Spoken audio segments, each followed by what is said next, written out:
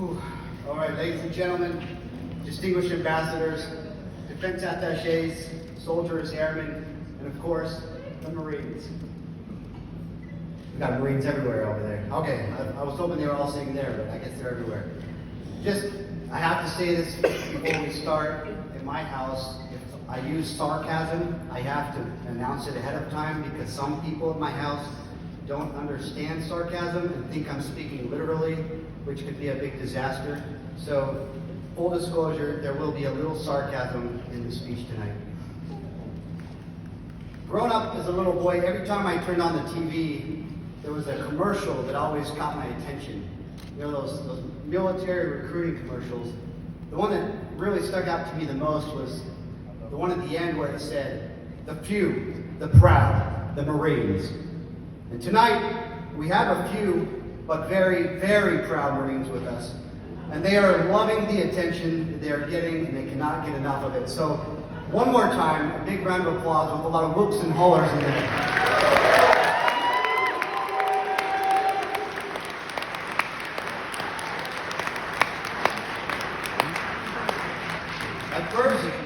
At first it was obvious why they would choose me to speak tonight as a distinguished and highly skilled Black Hawk combat helicopter pilot with a lot of experience in some dangerous situations. It makes perfect sense that it would be me. Who else? Am I right?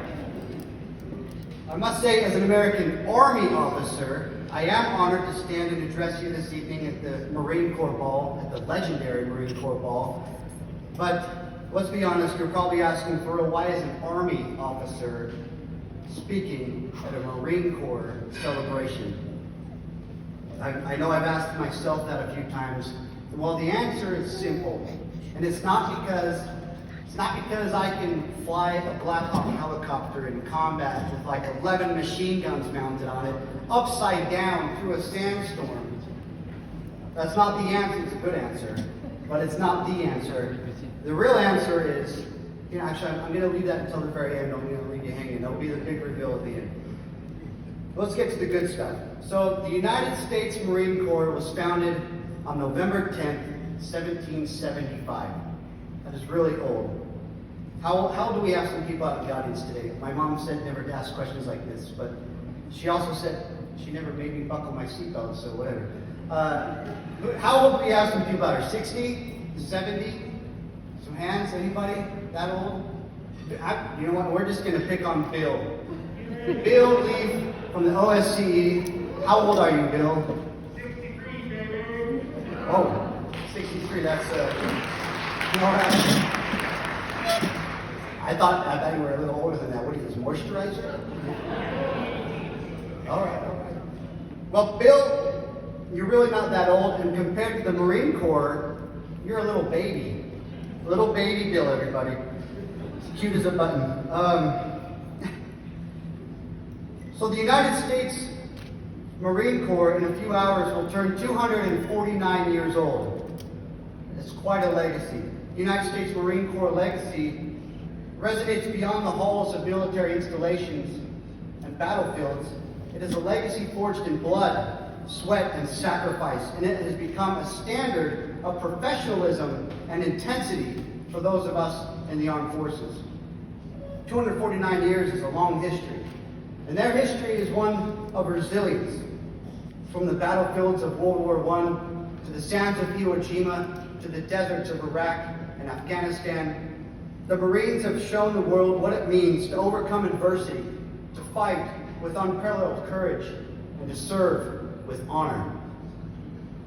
We heard a couple times tonight the Marine Corps motto. What is the Marine Corps motto? The lone Marine over here. Semper Fidelis. Always faithful. Semper Fidelis is not just a slogan, it is a way of life. Semper Fidelis is a testament to the unwavering loyalty and dedication that every Marine carries, whether they are standing shoulder to shoulder in combat or serving in peacekeeping and humanitarian missions across the world. In the Army, we have a sound, a word that we say, a universal, or a battle cry, like a universal sound we use to express an immediate acknowledgement, agreement, and a willingness to execute an order. In the Army, it sounds like hua. I don't know where it originates from. It sounds like somebody got punched in the stomach, like hua. Let me give you an example. Army Sergeant First Class Kesey. Are you having a good time tonight? Could you please tell Sergeant Hogue to stay awake for the rest of the ceremony? Hogue. I probably should not bring this up, but in the State Department, they have a similar sound to express an immediate response to a request for an order. And it sounds something like this. I hear what you're saying. But have we explored other perspectives and considered everybody's feelings?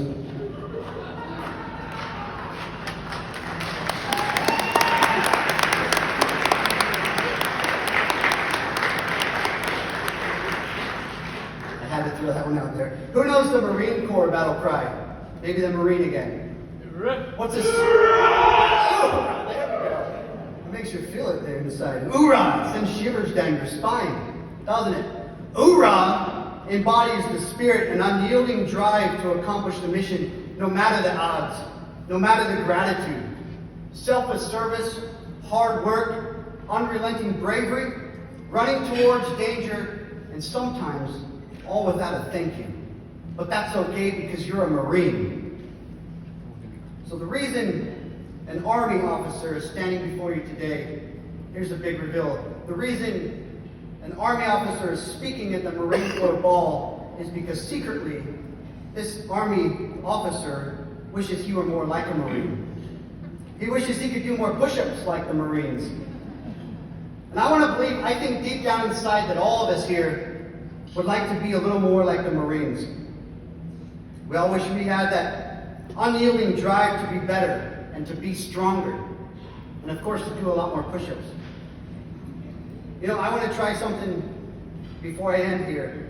Who wants to be a Marine? Raise your hand.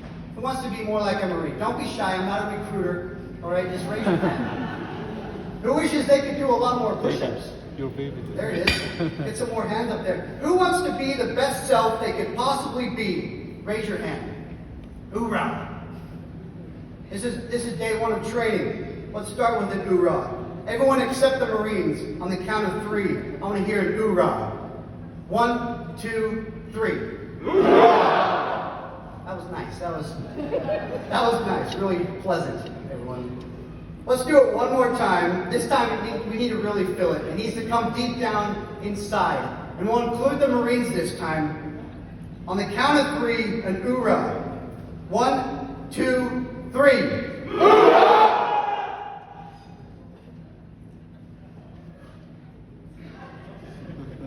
A lot of tingles on that one. Thank you, Marines. Thank you for your dedication. And thank you for your preparedness.